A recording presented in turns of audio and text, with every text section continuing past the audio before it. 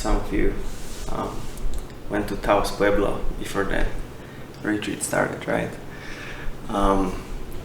It's always so fascinating to me to see those ancient cultures with their own very rich tradition and history and all of that, and there's crosses and churches everywhere, all over the world actually, right? Wherever you go, and there's definitely some dark side to that too. Definitely, I'm not being naive about it, but at the same time, the story of it is so culture specific, right?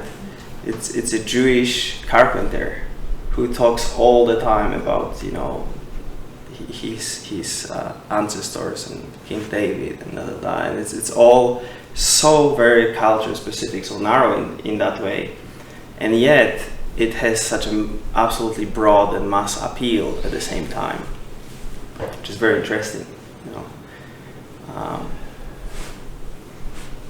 There's something about this, something about his being that was so powerful and touching, and this sort of the entire symbol of it is so powerful in people's minds that, from Amazonian jungle to Andes to Poland and like everywhere, like people respond to that.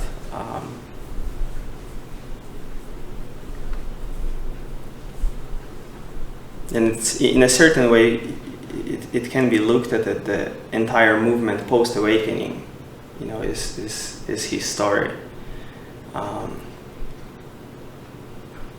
If sometimes the sort of awakening itself feels a little bit like, to some people, not to everyone, but some people kind of, for some reason, they describe it as a God realization, right?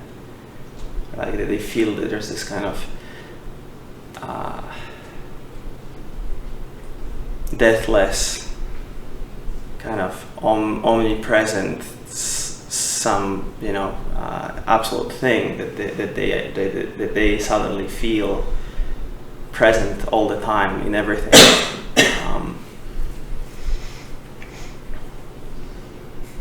And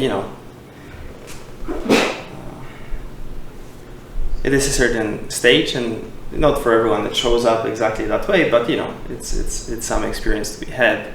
And sometimes there's this kind of like constant reification of that, like just wanting to be in that can't be touched, right? It feels safer, it just feels, it's a relief, not to be always at the mercy of this rough and tumble sort of relative world. Suddenly it's like, oh, there's some aspect that was never harmed in any way. There's some aspect that was it is always there, and it can you can almost like kind of take a refuge in it in some way, right? And yet this sort of movement that Jesus represents is the sort of kind of after that, in a way, right? Like it's this movement where I guess the gospel says like the God loved the world so much that it has given it his most beloved son. So in a way it's like, oh, there's this what feels like at this stage of process feels like this refuge thing, and it's kind of coming down from that into the rough and tumble relative world and kind of healing it, because even if we wake up and have some realization, it doesn't mean that our conditioning is solved at all. Contrary to some wishful thinking. It can definitely get feels lighter, or feels like, oh, some of it maybe had fallen away for some time, especially when there's kind of, period of flow and everything is great and we want to tell all our friends about it and it feels like the best thing that ever happened. But then, very often there's this period where actually, something feels like, things are coming up, like there's some sort of things we have been repressing for so long, suddenly they're kind of coming to the surface, and it's it's just natural part of the process, but there is sometimes this kind of tendency to just go back, right? Like, okay, let's not deal with it. Let's, this is relative. We are beyond relative right now, and it's kind of like just going up and up and up, and just trying to kind of get back to this sense of like, oh, nothing is harmed, nothing ever happened, it's all good.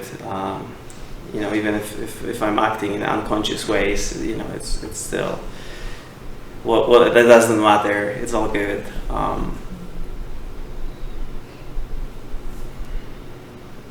And we see, you don't need to look too far if you're kind of in a YouTube blend of spirituality, or if you've been in a few spiritual communities. You just see it from time to time.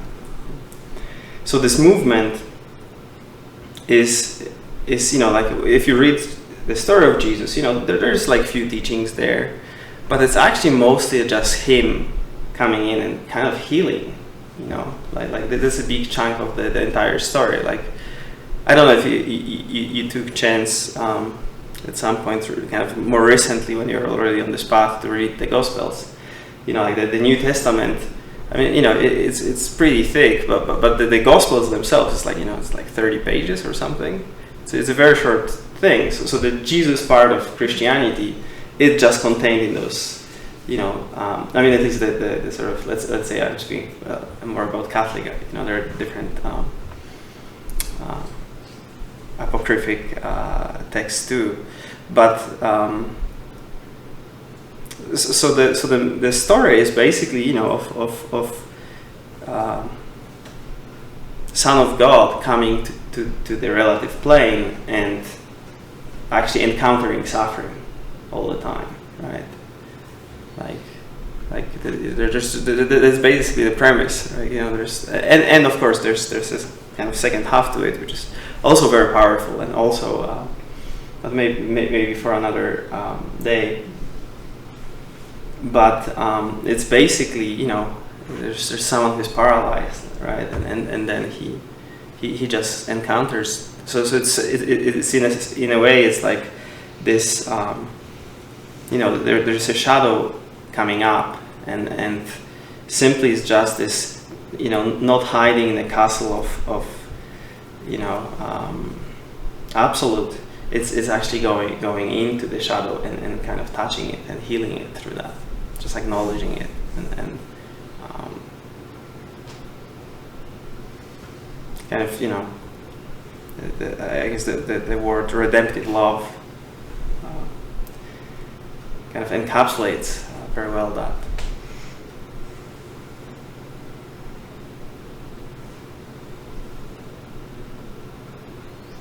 Like all those, in some way, like it's not like there's some like awesome teachings there. You know what I mean? Like, I mean, maybe you find that like sure, like if some of you do feel that's I but I'm just saying it's not like it's like I don't know, like Nisargadatta Maharaj kind of there's this brilliance in terms of like the way of pointing or there are some maybe suttas or some teachings that are just like you marvel at the kind of genius how this unspeakable truth can be encapsulated in those words. Or like Dogen, like he sometimes he has those phrases that's just like, how on earth someone was able to kind of put things in that way poetically, but at the same time like just right into just hitting exactly the mark. and here, it's not necessarily that, right? Like you read it and it's like, love thy neighbor as yourself. I mean, those are powerful statements, but it's not like, oh my God, no one could ever thought about it, right? Like so the power of it is not in that. The power of it is actually in this sense of, in some way, in a sense of love, in a sense of this redeeming love entering it, and even if of course he has like the very fierce side and kind of like he can be very fire-like too, but even the more that like it makes it even more powerful, those moments when it's just about kind of forgiveness and meeting with whatever needs to be healed, right? Like those, there's this scene when the woman was caught on adultery and people are going to throw the stones on her, right? And they're asking him, like, that they want to stone her to death, and he just says, whoever is without sin from you shall cast the first stone. And then one by one, all of them are just dropping their stones. And she just asks her, where are your accusers now? Like, did anyone condone you? And she says, no sir, no one did. And he says, so I also don't condone you. And it's something about all those condemnations very often are coming from the religion, like the religious institution, like this good, bad, and it's it's all of that. To kind of stand in front of someone who clearly is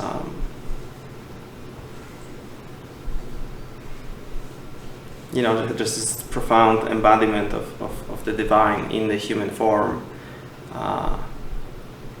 and kind of just hear from there to that it's all good, it's all forgiven, it all doesn't matter.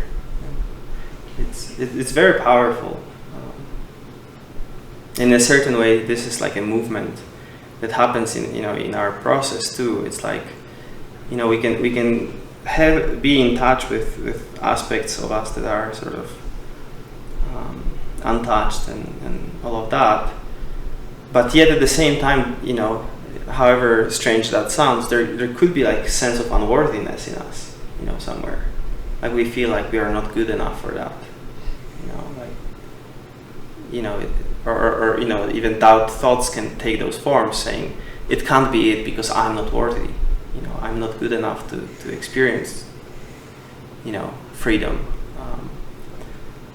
So in a way, it's kind of bringing that quality of love from the so-called absolute into so-called relative, and kind of just the very quality of it heals. There's just a not very healing.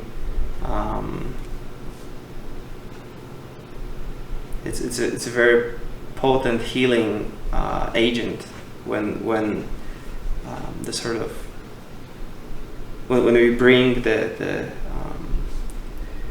awareness that is free, or the kind of free beingness into the most dark and kind of rejected by ourselves spaces of ourselves.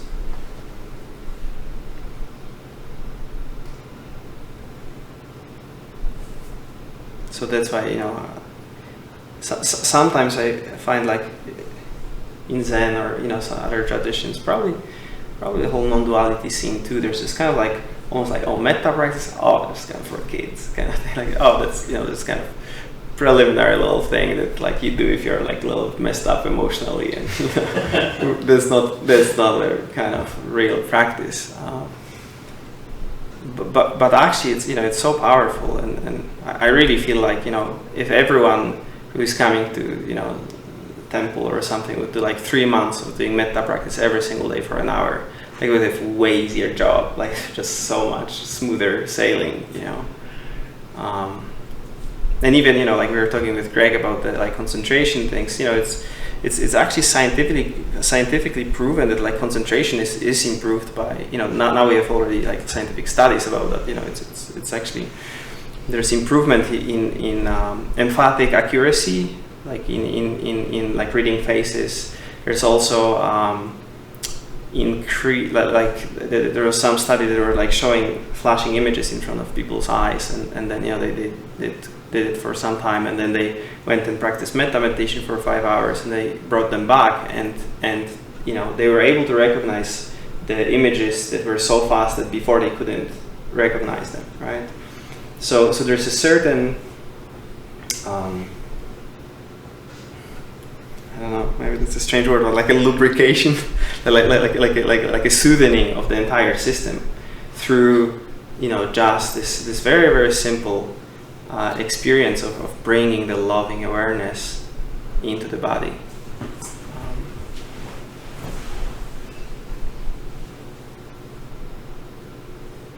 And it's, you know, it's I think, I mean, again, I'm totally, there's definitely, like, after the whole thing with the Scrumjets and Ryan, I'm like so hesitant to be speaking, because I'm pretty sure there's like people who know about Theravada so much more than I do. but I think I've heard the gossip says that the metta is also like recommended as like a practice when people have problem with concentration. You know, it's like you know, like if your mind is busy, oh, maybe you're running away from something. Maybe you should actually bring this loving awareness into the whole system. Just let it infuse it.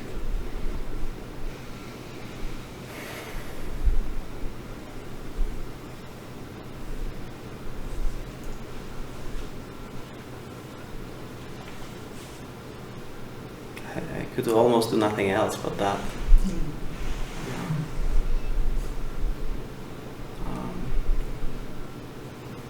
And some teachers, you know, have a little bit more of that emphasis, some less. Some people here went to the Hanuman temple in Taos, and Neem Karoli Baba, who's, you know, Ramdas's teacher, like he was he almost, as far as gossip says, he almost never like gave talks or anything like that. You know, there's just this ball of love that.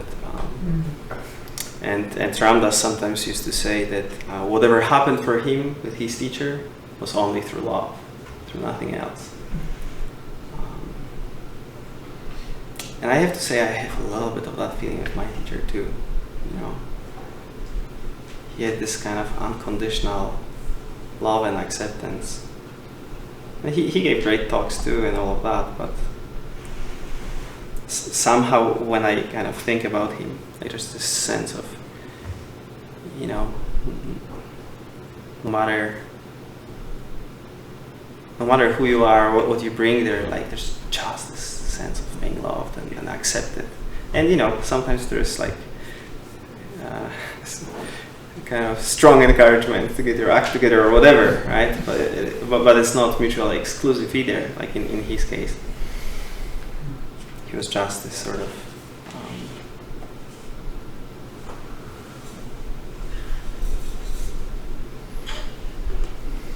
yeah, there's just so many examples. I remember one time I entered the room and my practice was going really bad. Like, it was not going well at all. And, you know, in the Japanese Zen monastery, if you go to the teacher for the meeting and your practice is not going well, usually it's kind of like, you know, it's not a fun meeting. Like, it's mostly just like, you know, the style of teaching is kind of more like, you know, you're wasting your time, you're wasting your life, you just have to get your act together and do it, and, you know, and some teachers go way farther than that. But you know, so sometimes you can expect when you're just coming there, just kind of like almost, you're just resigned, you're hitting this bell and going to this room just knowing it's like, fuck, this is not going to end well. And I remember coming in, it was one of those days, and I just come in and just present my practice. Just kind of look in front of me and just just wait for the execution. and then there's just this silence, and kind of like in the room there's just this sense of love. But I'm not silly, so I won't be looking up. I keep sitting, but there's just this continuous, silence, and this sense is there, and so I just look up at him, and he just took out his hand like this and said, "Are we same or different?" That's all that he asked, and his hand was kind of like upwards, like just didn't know, like my mind was just a little bit like, I just looked at him and I was, like there's this moment of confusion, what is it all about? But then I just everything dropped in this sense of just total acceptance, and I just put my hand on top of his hand. Right? And I remember like this kind of warmth entering my body through this hand, and this sense of just warmth and love and dropping of all the struggle and all of the self-judgment and everything. There's just this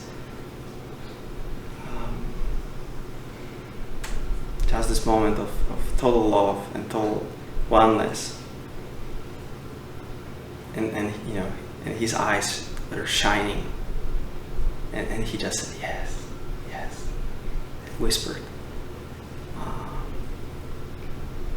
And then he took a bell and I was off.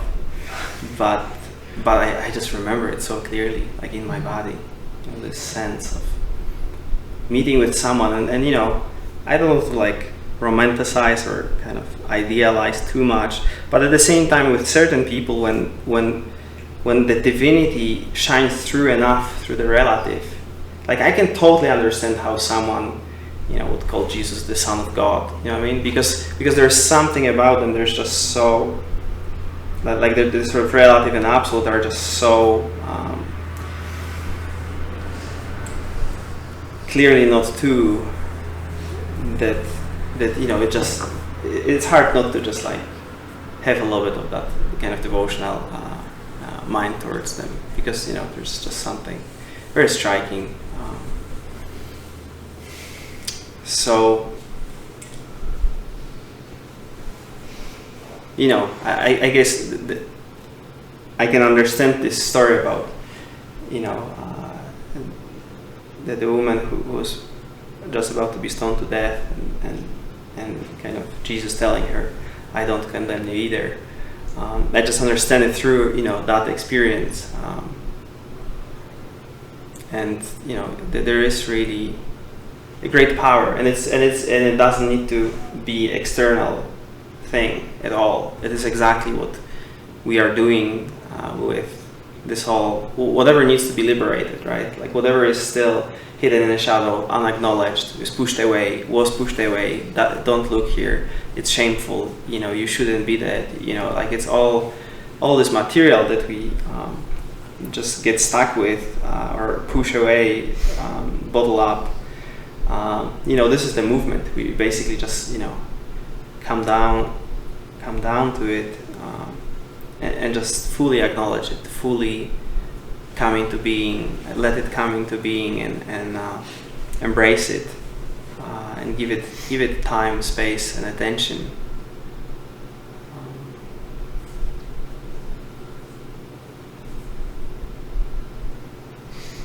Because it never really works out that well when we are like all in the sort of like those polarities strongly there. You know what I mean? Like if it's, we wish to be that way, but we're not.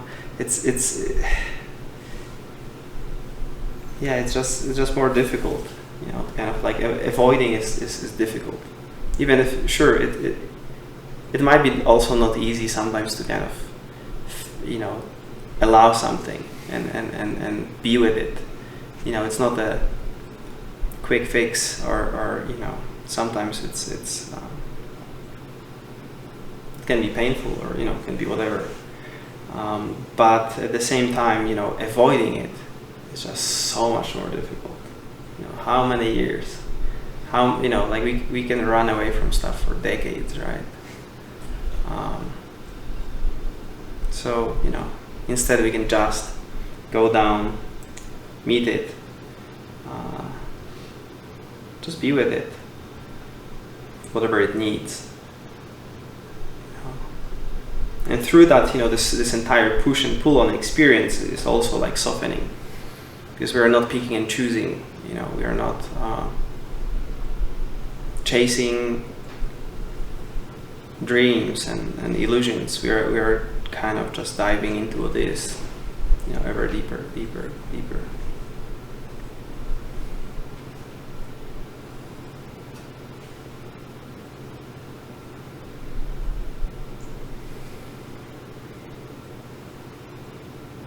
And then, both the reactivity quiets down and the polarity in the mind quiets down, and whatever is arising, we are fully able to just acknowledge it and give it its birthright of full expression in our system, not acting out, but just experiencing it. And then from there it's also way easier to actually do all those like non-dual exploration and all of that, because the sense of separation is, it's kind of born in struggle. It's born in resistance. It's born in push and pull. And then we can just really, it's easier to clarify. Is there really, anything here that is looking out, right? Or there are more subtle things, but the subtlety, the way that we are able to look, it's not only like cultivating enough of stability and concentration practice, but it's also through meeting with whatever was kind of pushed, marginalized in ourselves, or like pushed away. And then, there's much more of ease, and just so much. It's just much more, it's much easier. And then we can, when there's not like any things that are unresolved and all of that, then we can see like, oh, is there any subject here that is necessary for us to experience color, right? And then, we can do that investigation in multiple ways from that kind of space that is actually already quite at ease. And then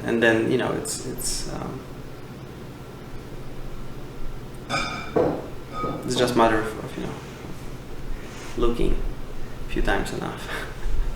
just keep exploring it. And then there's this another piece of, even if we see there is no subject that sees the hears the sounds or sees the colors, then the kind of next step is also like the sense of there being a world is upheld by the sense of there being a subject in some way. So this sort of like very solid, well-defined object, full of objects, three-dimensional space is also, it's much easier to kind of see it once that there's already ease with everything. Then kind of see that actually in the immediate experience there is just sort of appearance, right? And there is, we kind of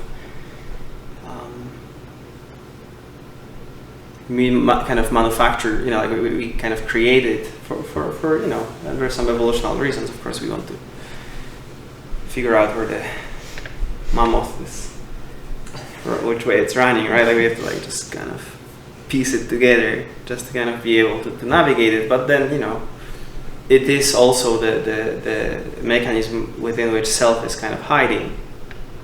So when we are really,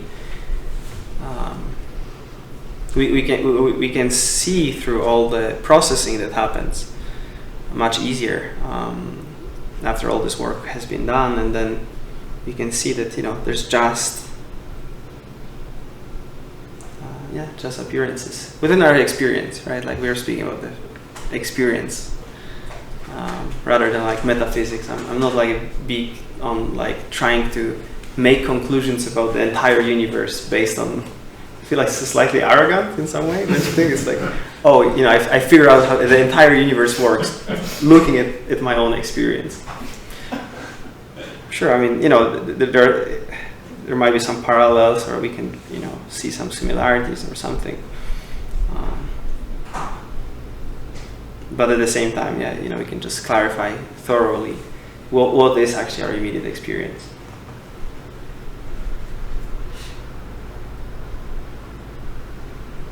And then it's neither that the world isn't, but it's neither that it is. It's just all we are left with is the kind of luminous, empty appearances. Intimate and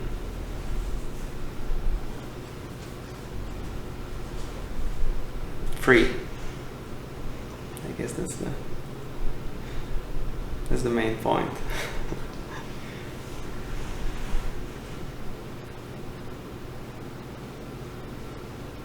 But it also, the path there is also leads through liberating everything that was left behind. Like anything deserves freedom. It's also within ourselves. This movement of coming, from the sort of something that can't be touched feels like that, and bringing that into the things that definitely feel like they were harmed, the things were not okay.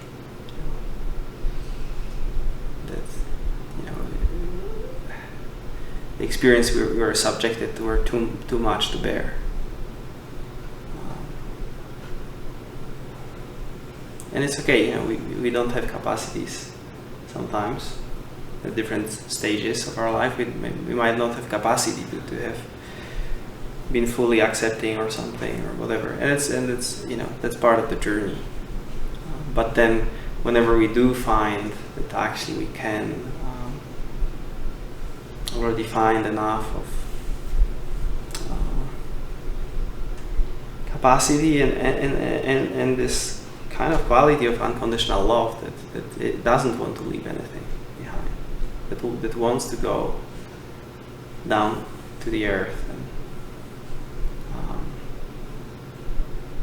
and spread the good news, heal.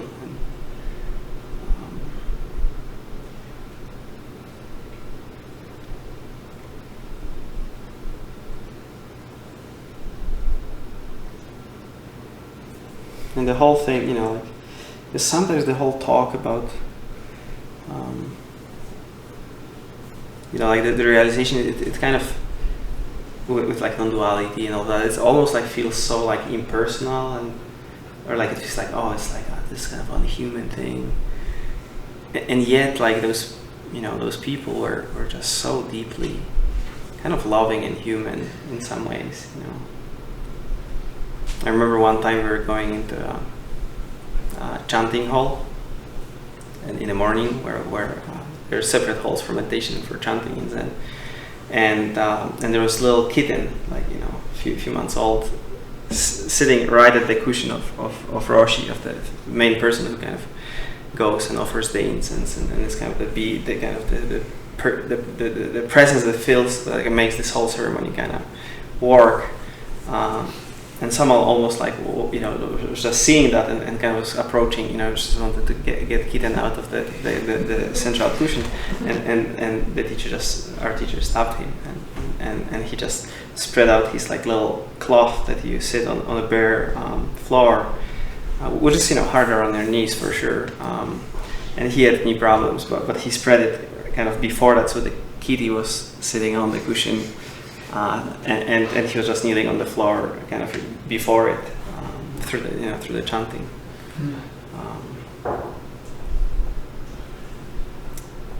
So there were just moments like that with him, that he was just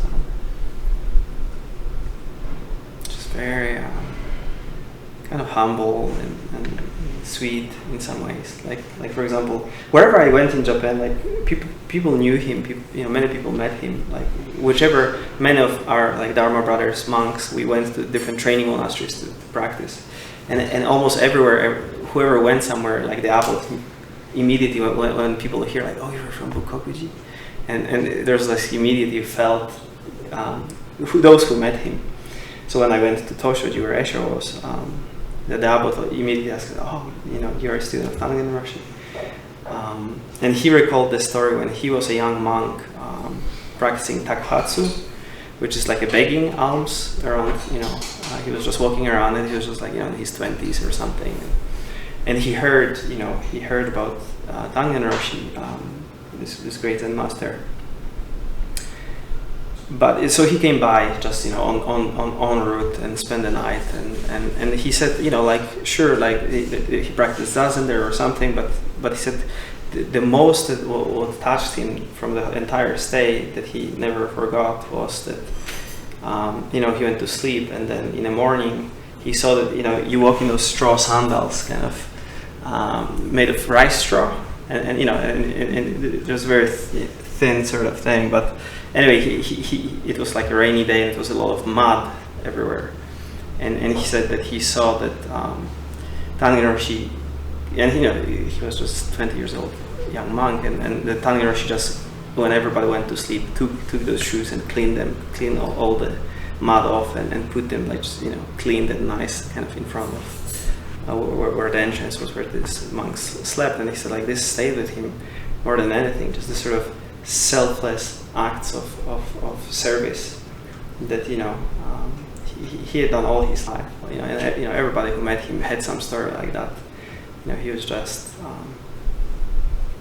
very warm, or like like our mutual friend was telling me that he just arrived there also, like 20 some years old, and he started to practice, and he was just doing so much concentration. He had this horrible headache, and he came like 3 days ago, and the meditation bell rings for another round, so he's like ready to get up and go, and he says that he just suddenly sees like the doors opening to his room, and Roshi kind of told him to just lay down, and he started to press his feet.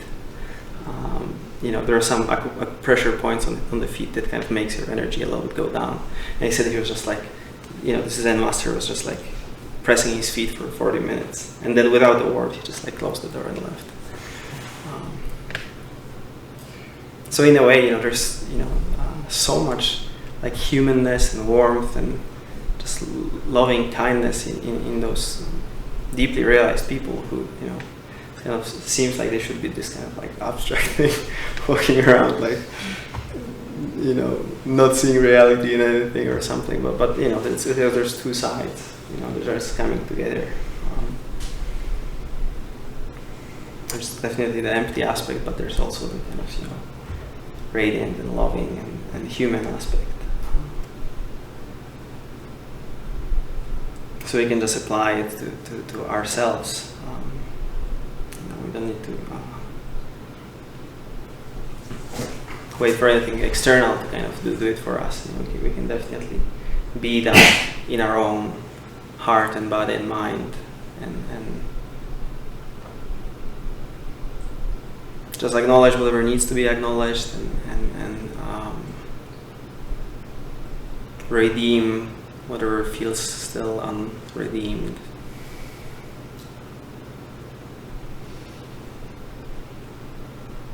And just be that in the world.